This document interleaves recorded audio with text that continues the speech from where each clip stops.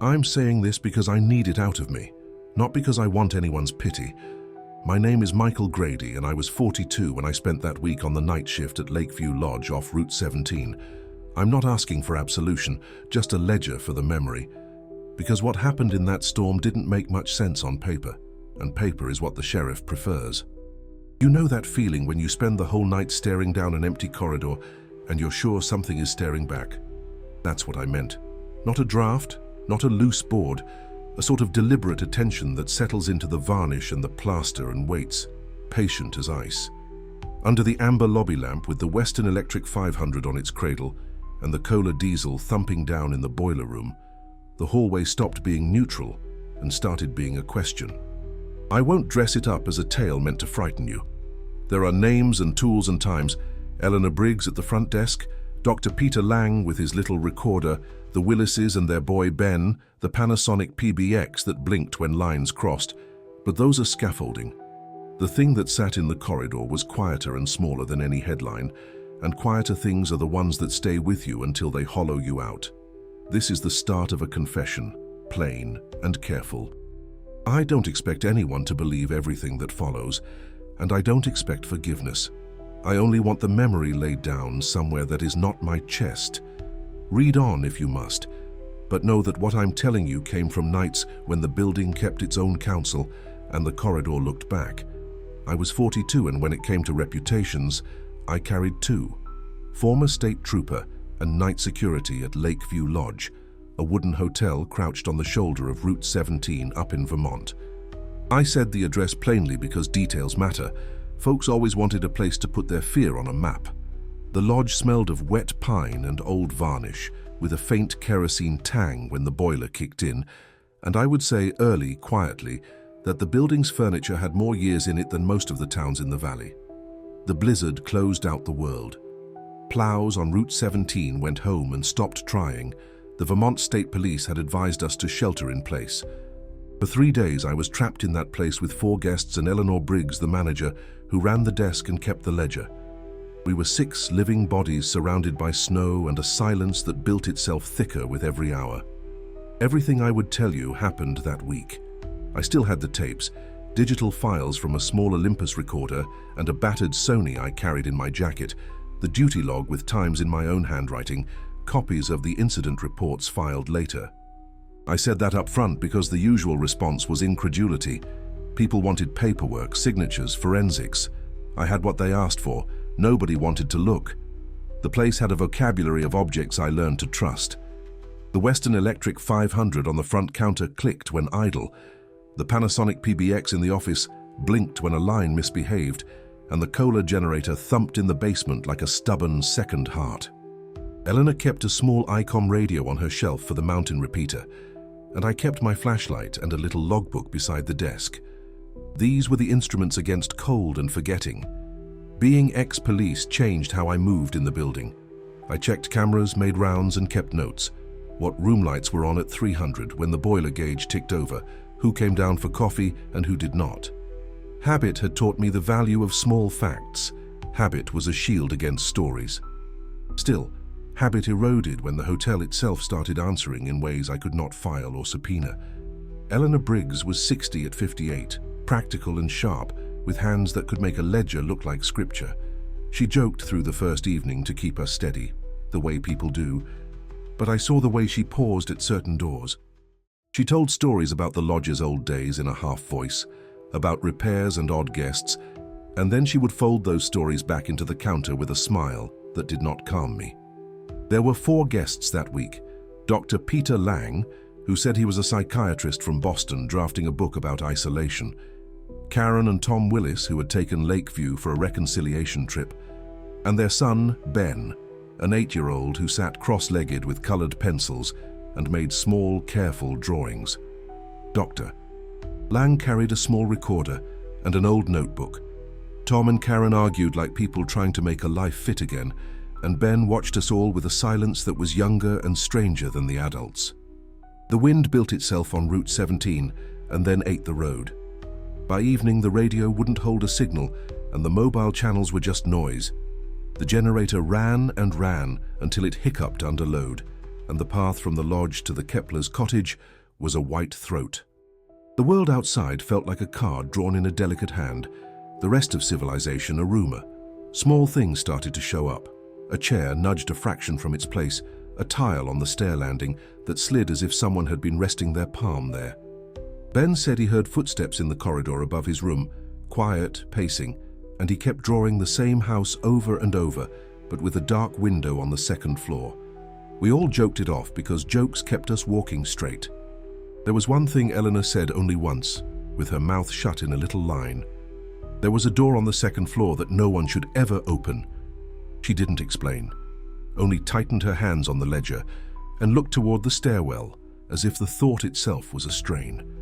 I remember the exact way she said nothing else, and the way the stairwell felt like an accusation from then on. I kept recordings because my training pushed me to collect evidence of my own sanity. I recorded the lobby at 2 in the morning, the generator's cadence, the little cough the Panasonic made when lines crossed. I recorded Ben humming and Dr. Lang taking notes. The logbook filled with times: 0112, light in room 5, 0203, elevator out of service. 0340, Ben reported someone in the corridor. Writing it down made it plausible, but plausibility has a brittle edge. Tensions grew the second night. Tom disappeared after a fight with Karen. We searched the grounds in lantern light until the snow swallowed evidence. The prints cut off in a shallow drift, like someone had walked into the air. Karen collapsed into a heap of sound, a shriek, and then words repeating, "He promised, he promised." Dr. Lang took the recorder out again and spoke into it like a scientist, noting cadence and stress, as if transcription might save us.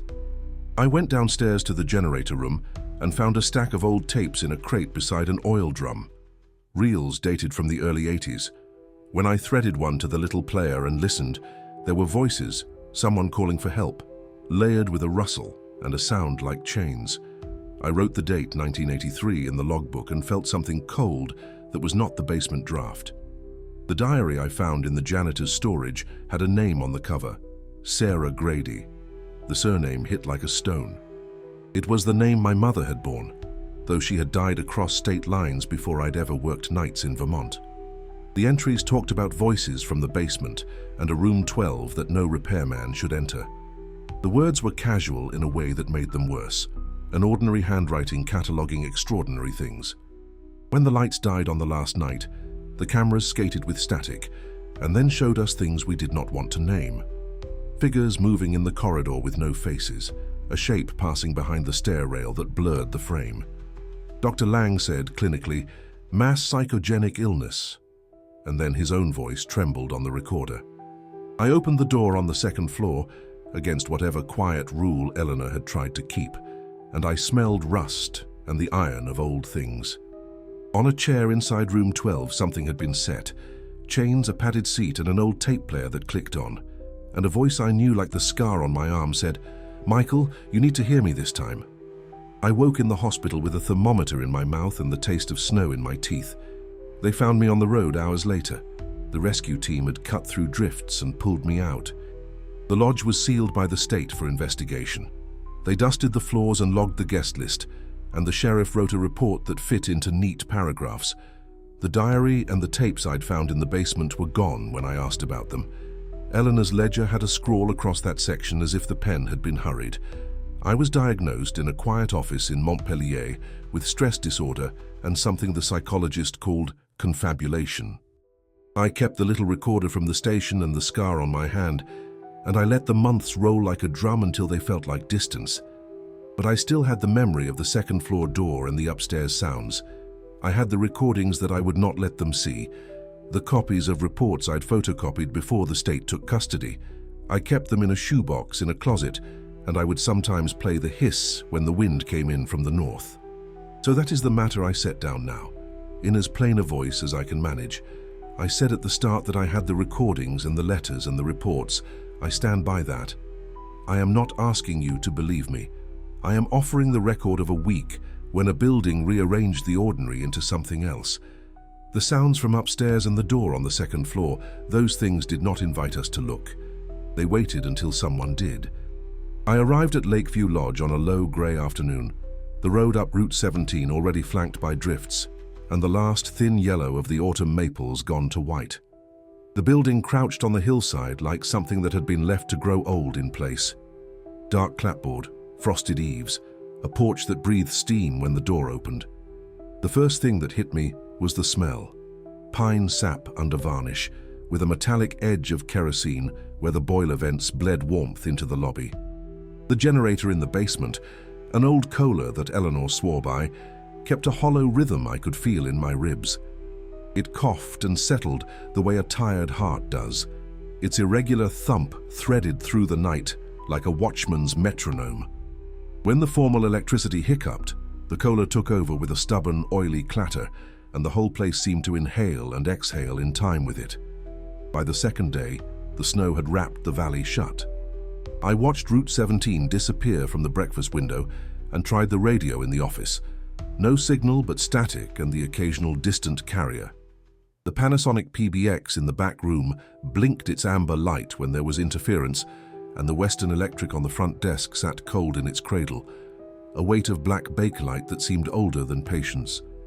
Eleanor Briggs ran the desk with a kind of practiced economy. She was 58 and quick with a smile, the sort of humor that sands down people's edges. But she kept her hands in motion the way someone does when they want to look busy. I noticed her laugh would stop short sometimes, and her eyes would go to the stairwell like a man listening for a name he did not want to hear. Doctor. Peter Lang introduced himself as a psychiatrist from Boston, and he carried himself like someone cataloging what he observed. Small notebook, a battered moleskin, and a little digital recorder he flipped open with compulsive care. He said he was writing a book on behavior under isolation. He watched us all quietly, pen moving, like a clinical camera that didn't blink.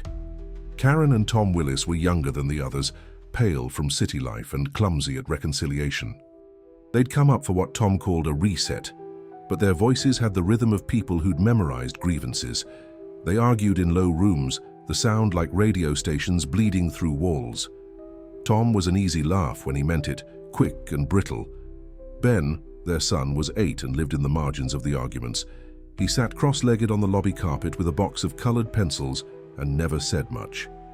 He drew obsessively, houses with dark windows, little figures with no faces, and when he looked up he had the attention of someone cataloging everything small and strange in the room. My instructions were simple and institutional.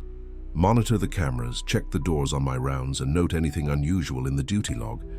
Eleanor handed me a slim binder with call-out procedures and a laminated map of the property. She clipped the ICOM to the little hook by the phone and reminded me where the Kohler's breaker panel lived. I liked the simplicity of tasks. The checklist steadied me in a way words didn't. I started the first night making the rounds by habit. Lobby, West Hall, stair landing, second floor, boiler room, back corridor. The hallway lights threw pools of yellow on the runner, and the old floorboards complained in a voice that sounded like a man clearing his throat. The cameras, 3 fixed lenses, and an older pan head in the corridor fed to a small monitor in the office. I learned their angles the way a man learns the edges of a knife. At first, the oddities were petty enough to dismiss. A chair nudged an inch from where I'd left it. The stack of firewood rearranged as if someone had rifled through it. A towel folded wrong in a guest room. I made notes. 0312, chair displaced. 0405, towel misfolded, because habit insisted on facts. Writing them down made the oddness look like inventory instead of threat. Ben told me on the second night he heard someone walking just beyond his door. He used the present tense, the way children do when memory and imagination blend.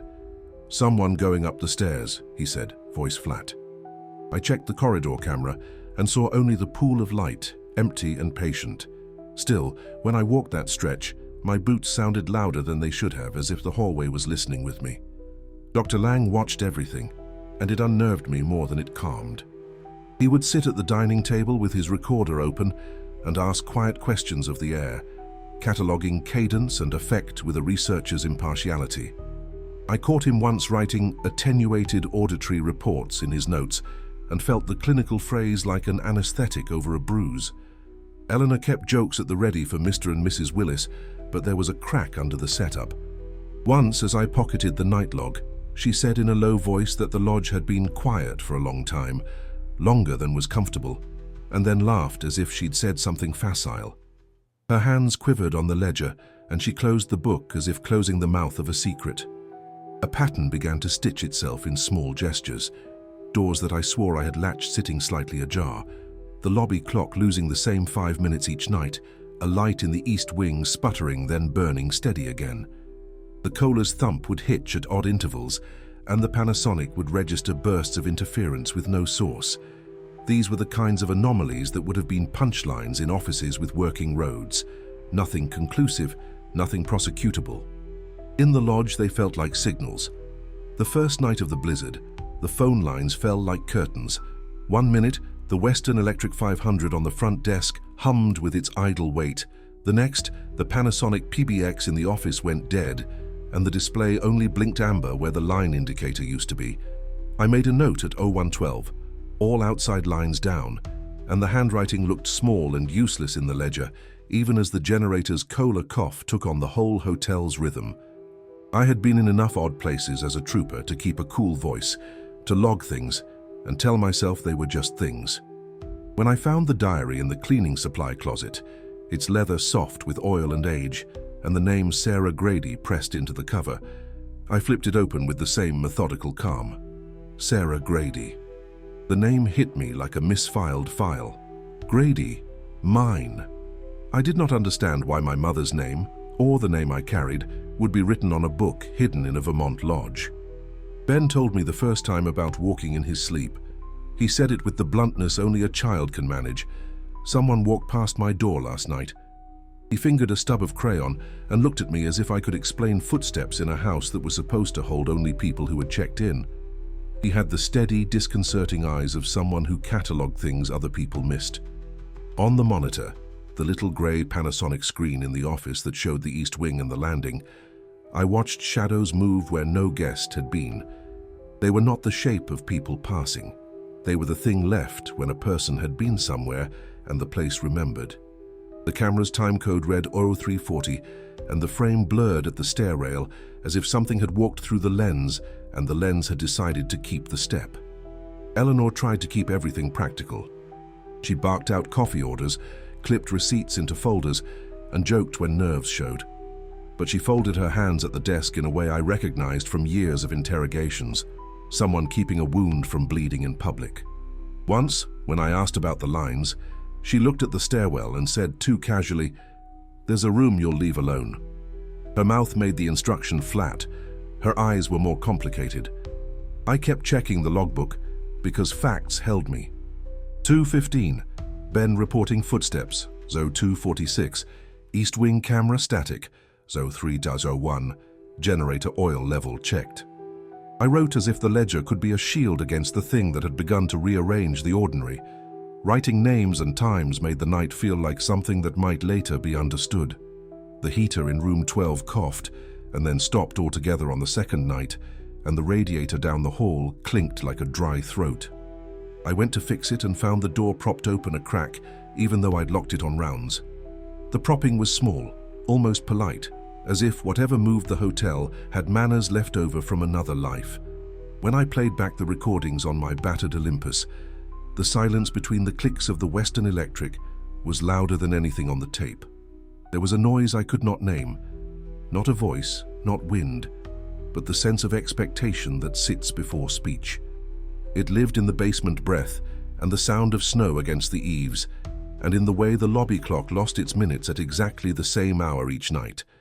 Dr. Peter Lang watched the monitors and made notes the way surgeons make incisions, clinical, precise. He labeled the anomalies attenuated auditory phenomena in his notebook, which gave them a name seasoned with distance. But once, when I closed the office door and he thought no one was watching, I saw his handwriting tremble over a line and a small private doubt cross his face. Eleanor admitted once, half to me and half to the room, that the lodge had been shut for a long time before she took it on, that people had moved on and left architecture and habits behind. "Old houses keep new grudge," she said, and for a second she let the joke fall apart so I could see the brittle edge beneath it. She was protecting something with routine and ledger, more than with locks. The cameras began to show small rearrangements. A vase moved an inch, a stack of newspapers leaning in a direction they had not leaned before. Nothing drastic, nothing that would satisfy a coroner. But the accumulation was like frost on a window, each flake small and useless alone, together creating a barrier. I remember how the corridor felt when I walked it at 03:30. The floorboards answered in a register I had not known them for, as if the house's old timbers exhaled a recognition. The lamps in their brass sconces threw narrow cones, and in the pool of light a shadow would settle for a second and then slide, as if the hallway had decided to walk on without me. Ben's drawing changed. The first sheets were houses and small stick figures. Later, the windows of the houses were dark, and the figures had no faces, just blank circles. He pressed his pencil harder and told me offhand that the faceless ones were the ones who sleep upstairs. He said it innocent and precise, and I felt my stomach drop with a recognition that wasn't mine. One night, the PBX registered a call that had no origin. The display blinked with a number that wasn't a number, and the Western Electric gave that dry, metallic rasp. But when I lifted the receiver, there was only a breath and a small sound like a child's hand rubbing a blanket. I put the receiver down and wrote 0317 in the log, because time is the only thing a man can hold when doors begin to do their own remembering. I had worked nights where the world grew stranger. Prison shifts, roadside bodies, but Lakeview Lodge answered differently. The ordinary instruments, the Kohler, the Panasonic, the Western Electric, did not just fail. They spoke with a grammar I had no words for. It was like the hotel breathed when we weren't looking, and every breath rearranged what we thought we knew. Tom vanished the second night after slamming his fist on the table and storming out into the wind. He and Karen had been arguing about a phone call from work, something small and then not small, and I saw him push the screen door on Route 17 into a wall of white and go. The porch light blinked behind him like a warning, and then the snow swallowed the tread of his steps almost immediately. We grabbed lanterns and coats and pushed out into that world of blown sugar. The snow gnawed at our faces, and the air smelled sharp of iron and battery acid from the emergency radios. We followed Tom's footprints, Tom's boots and easy tread, and they led out past the Kepler's cottage and then just stopped in an empty drift, as if someone had folded themselves up and tucked the souls away. It was the most precise kind of absence. Karen screamed and then went quiet like paper crumpled. She kept repeating in a voice that broke apart, "He said he'd be right back. He promised he'd be right back. Doctor." Peter Lang held his little Zoom H1N recorder to his chest and clicked the red button out of reflex, not comfort, taking the scene down like a clerk of calamity.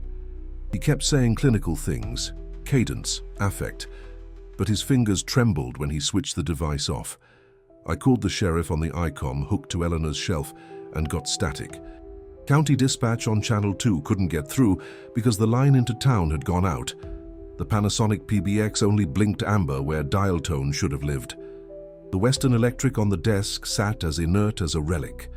We were alone with a missing man and the generator's Kohler clattering in the belly of the building. We searched the ridge until the lanterns were little moons. The boot prints ended like a sentence cut mid-letter. There were no further imprints, no drag marks. Nothing to say what direction Tom had chosen when the earth closed over his steps. It was as if the very act of moving had been erased by the cold. The silence after that felt deliberate, the wind doing the work of forgetting.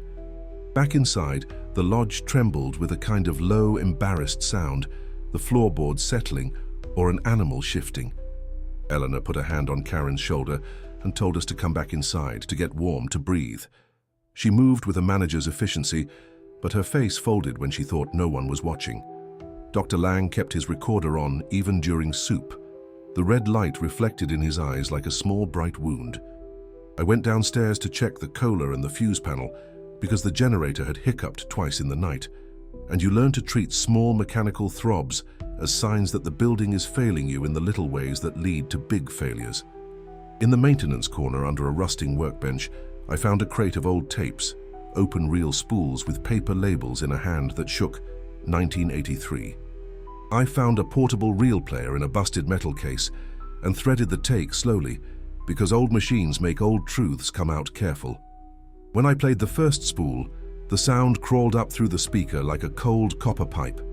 There were voices, someone calling for help, a child's whimper layered under adult pleas, and an undercurrent of something like chains dragging on metal. The reel had no timestamp beyond the handwritten year, and my throat went tight. I wrote 1983 in the log and felt that small ridiculous look, the past arriving like an invoice. Later, with the lantern throwing my shadow on the wall, I opened the diary Sarah Grady had left behind in that janitor's closet, and the pages mentioned things plainly. Voices from the basement, room 12. The scratch of pencil in the margin like someone making sure the world did not forget. The handwriting was ordinary, loops and crosses and the casual cruelty of ordinary notations about extraordinary fears. Eleanor finally spoke, and when she did, the words sat in the air like spare furniture. She told us the lodge had been shuttered for 30 years after a string of disappearances, the kind of headline that eats a town's breath. She named names like you see in county archives. She said there had been an employee, Sarah Grady, who vanished in that old run of trouble. Her voice kept a flatness like contract language, the manager reciting policy over grief. When she said Sarah Grady's name, I felt it like a bruise under the skin.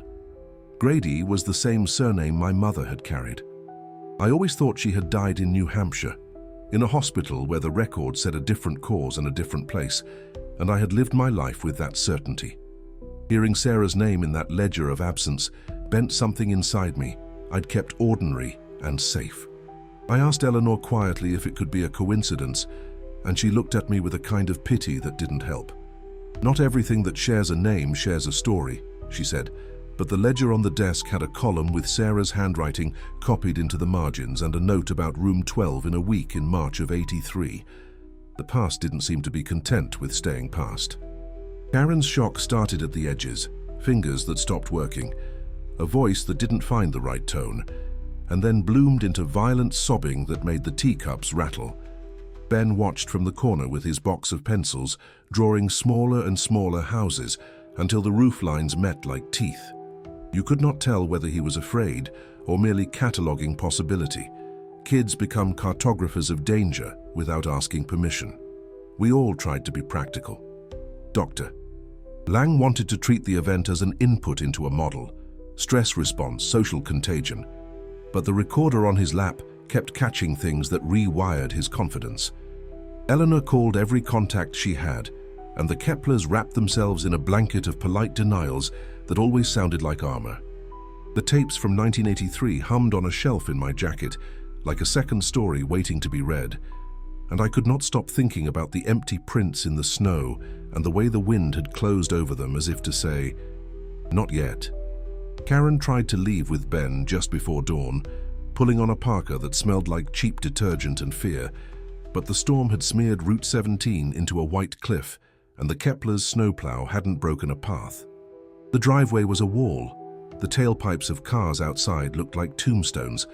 She kept tugging Ben toward the door with one hand while clutching at Tom's empty jacket with the other, as if the fabric itself might answer her. Dr. Peter Lang cornered me in the lobby with the little Zoom H1N in his hand and the stiffness of a man who thought observation could explain everything. He said flatly, "Group hysteria is well documented," and I told him that I'd been a cop long enough to read Panic without a textbook. He got louder and his notebook clicked shut, and I noticed for the first time the way his knuckles went white on the recorder when he held it too tight. The lights died like a curtain dropping. The Kohler generator in the basement hiccuped, coughed, and then fell silent, and the whole place inhaled a single terrible breath. Eleanor cursed and fumbled for the ICOM on her shelf. The amber LED on the Panasonic PBX flickered out, and the Western Electric 500 on the front desk sat mute in its cradle. We were left with lanterns and the sound of the wind pressing itself against the windows. On the monitor, the cameras stuttered with static and then cleared into frames that made me swear under my breath. Figures moving down the corridor, human in gait but without faces, no eyes, no mouth, skin smoothed like porcelain with the details sanded away. I watched one pass the stair rail at 02:17 and then another at 02:21. Their steps perfectly timed like recorded footage from a film set, only there was no projector. I grabbed the flashlight and walked the corridors because that was what men in uniforms did. Go toward the thing that frightened them. The hall runner muffled my boots, and each door I passed seemed to look back, the brass numbers catching the beam as if counting us off. Ben's small drawing lay on a bench, houses with faceless figures in the windows, and the pencil marks had been pressed into the paper so deeply the indentations were visible on the underside. Karen made a run for the front door and slammed into it, as if slamming could break the weather's will. The latch held, as if the building itself had decided to keep them. She cried then, with the kind of noise that tore clothes. Ben clung to her coat, his small hands white where the fabric pinched. Eleanor came with a navy parka and an expression like a woman who had been taught to numb herself for work. She insisted we stay inside until the county could get a plow through. Doctor. Lang tried to keep notes by the dim glow of an LED flashlight and muttered about cognitive contagion while his own voice cracked. The recorder's red light blinked like an eye, and when I listened later, I could hear him counting breaths and the pacing of his watch. He had tried, it seemed, to make science into shelter. It did not prove to be an umbrella. When the cameras showed more faceless figures, I felt the blood run slow in my ears. There was a mechanical certainty to their movement that made the skin along my forearm prickle. They were not shadows in the usual sense. They were the negative of a person's presence, the space a face should have occupied erased as if by rubbing. I felt a nausea rise that had nothing to do with cold. I found the basement door ajar when I walked the back corridor, a dark seam where the stairwell swallowed the light. The air that came up smelled of iron and old paper, and an oil I couldn't name, old machine oil kept from use. The door to the maintenance room had a scratch across it, where someone had forced a key once. Someone had been here before us, and not by accident. In the far corner, leaning against a pallet of salt and old paint cans, someone had scrawled a number in charcoal. 12. The graphite hung on the concrete like a brand. I knew then that the rumors about room 12 and the door that never should be opened were not the kind of tavern stories you told to frighten newcomers. They were instructions. The lock felt colder than it should have when I pressed my palm to the metal. The door opened onto a single chamber that smelled like rust and winter and old grief. A padded chair with iron restraints, chains coiled on the floor as if they had been unhooked only minutes before, and a battered reel-to-reel tape player on a small table, the spool turning slowly and sending a pale hiss into the room. I reached and flicked the player on with numb fingers, and a woman's voice filled the maintenance air, low, coaxing, and impossibly familiar. "Michael," she said, the name soft as a hand smoothing hair. "You need to hear me this time." The syllables hit me like a fist. It was the cadence, the small pit of hesitation before each vowel, the exact shape of my mother's voice that had lived only in memory, not in the air of a Vermont basement. My knees gave out. The world folded into a point, and the chair's iron bit into my palms as I went down. The light in the corridor bloomed and contracted like breath, and then the ceiling tipped away. I had the awful, obscene intimacy of hearing my own heart pound, like someone trying to knock from the inside. I remember thinking with absurd crystalline clarity that the tape was telling me a secret I had always known, but had been keeping in my pocket. Later, there was white and a hospital smell and people with warm hands and the sounds of canned questions. I woke in emergency with an oxygen line in my nose and Eleanor's face at the window like a photograph leaning against a lamp. I could not stand on the memory of what I had heard without the tape's hiss backing it, but the reel from that room was gone. Like so many small truths in that lodge, it had been unspooled and carried away. I left with stitches in my lip and the impression of a voice calling my name down the stairwell as the door shut behind me. I came to in a small room with fluorescent lights and the smell of disinfectant and coffee, my mouth full of cotton and a line in my arm.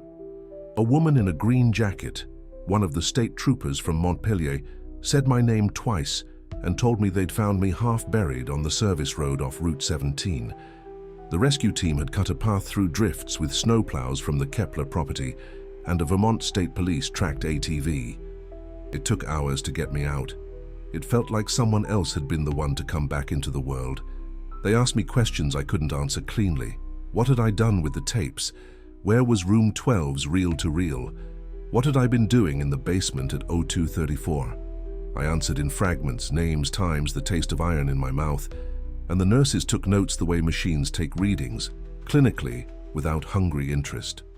They fed me soup and warmed blankets and told me I was lucky to be alive. No other body was found. The search teams swept the ridge and the Kepler's orchard. They probed the line of trees above the old logging road. They sent dogs and mounted teams, and they logged negative results in official forms with stiff ink. The only absence they could pin down was Tom Willis, whose footprints vanished in the snow like a sentence cut off. In the end, the county issued a press release. One missing, no signs of foul play. It was the language of containment. Lakeview Lodge was closed again by order of the county. The Department of Buildings sealed the stair to the second floor and put a notice on the front door, "Do not enter. Investigation ongoing." Eleanor Briggs stood in the snow with her coat tightly buttoned and a scarf that made her chin disappear. She signed the order with fingers that trembled, and then she handed me a thermos that smelled of scalded tea and old wood varnish. When I asked about the diary and the box of tapes I'd found in the maintenance room, people looked at me with a degree of slow, institutional pity I'd seen before. The sheriff's office in Montpelier told me they had been catalogued as evidence, then, some weeks later, declared lost or degraded.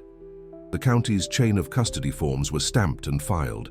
The spools and the little leather diary seemed to vanish between lines on paper and corners of cupboards. Doctors said it was unsurprising. In a small office at the Central Vermont Medical Center in Berlin, a psychiatrist put words on the ache I owned: post-traumatic stress disorder and traumatic confabulation. They explained the memory's machinery, how the mind might stitch facts and fear into narratives to survive, and they gave me prescriptions for sleep and doses of a word that was supposed to be a buffer: therapy. The diagnosis was not a remedy. A label did not take the cold out of my bones. When I closed my eyes, I could still hear the Kohler's cough in the basement, and the Panasonic PBX's amber blink, the Western Electric's rasp like a fingernail across glass. I could still feel the chair's edges under my palms, the tack of old linoleum, the way room 12 smelled when the tape player hummed. The clinical words did nothing to thaw those textures. People who knew me in town nodded and said the right things. "Get better, Mike," or "Take care of yourself." David, an old colleague from the force, sent a text asking if I was thinking clearly. Eleanor wrote a brief note thanking the rescue teams and saying she'd cooperate with whatever authority required. Dr. Peter Lang from Boston kept his distance. Once, months later, I heard he published a paper about confabulation that didn't mention names. The hotel's owners, the Keplers, moved out quietly in the spring. They sold the cottage and put the Lakeview name in the classifieds for a while, then took the ad down. Rumor in the diner in Stowe said the bank had insisted the lodge be shuttered. Folks in local bars talked about us in low tones. Strange things, they said, then returned to sports on the muted TV. Life was efficient about forgetting. At home, the nights stretched. I slept in a chair for a time, the TV on low to keep the silence from crowding me. The smallest noises would bring me back: the creak of my own stair, the metal scratch of the phone when it rang, the distant thump of a truck from Route 17. In the light of day, I could perform, go to my job, answer questions. At 3 in the morning, though, memories pressed like a hand against my chest. I kept a shoebox with copies, photographs, a snapshot of the diary's cover I'd made with my phone, a burnished frame of a tape spool with the faded label still readable. 1983, maintenance. I stored the images like talismans and sometimes took them out and turned them over on my kitchen table, the way a man looks for a seam in a truth. The originals were gone. What remained were my copies and a memory that insisted it was more than my mind's need. People offered explanations. Some said the lodge had been built on bad timber, others that old building materials held echoes like radio static. A few Christians in town muttered about sins unavenged and the need for prayer. I heard everyone's theory and folded them into my account like pages in a book I could not read through. No one's answer fit cleanly enough to make the hollowness go away. I resented the county in quiet ways, how neat their forms were, how tidy the way they closed files with checkboxes and signatures. I resented the way paper could say no further action and mean we will not look here. How the diary and the tapes had told a story the way a mouth does, in breath and hush. A sheet of government paper could not listen. I felt that absence in my chest, the way one feels a missing tooth. Some nights when the north wind picked up and the windows of my apartment rattled in the old frames, I would think I heard a voice calling from upstairs. It was never more than a memory's thread, my mother's cadence bending a phrase into my name, and yet it was enough to make me sit up in the dark and put my hands on my knees like a man with tools waiting to be used. The past kept sending small liturgies into my evenings. Maybe I imagined all of it. It was the sentence the doctors said with polite certainty, the one I let sit because it hurt less than the alternative, that something had come loose in a building and had taken people with it. Maybe confabulation and stress stitched together absurdities to keep me coherent. Maybe. But when the wind flailed from the north and the wood on my porch sighed, I could still hear, faint and folded into the air, her voice, my mother's voice, calling me like a clock that had been wound wrong. I never stopped thinking about the second-floor door. It lived in the corner of my sleep the way a photograph hangs in a hall, unremarked during the day, always there at night. People asked why I returned to Route 17 for only brief visits, why I drove past the lodge and didn't stop. I said practicality, the road, the weather. The truth was simpler and colder. I was waiting, like a man with a key he thought he'd lost, for something to make sense of the parts I'd left behind. Now when snow comes, my apartment tightens. I lie awake and listen. The refrigerator hum, a truck on Route 17, a neighbor's door closing. Sometimes the sound curls into something older, and I remember Eleanor's hands and the Kohler's cough and the face without features in the camera. Sometimes in the hollow where certainty used to be, I hear her voice, soft and knowing, say my name. And I know, in the place where memory and weather and paper do not reach, that there is something up on the second floor, waiting for the day the doors reopen. Maybe I imagined it all, I would tell the clinicians in the afternoons, when their clipboards inked clinical sympathies. But at night, when the north wind hollows out the gutters, I still wake to a voice that sounds like my mother calling me down the stairs. I do not know whether I made that voice from fear and grief, or whether the lodge kept a piece of time and gave it back to me. What I do know is simple. When the wind comes from the north, I hear her, and I know there is something up there, waiting,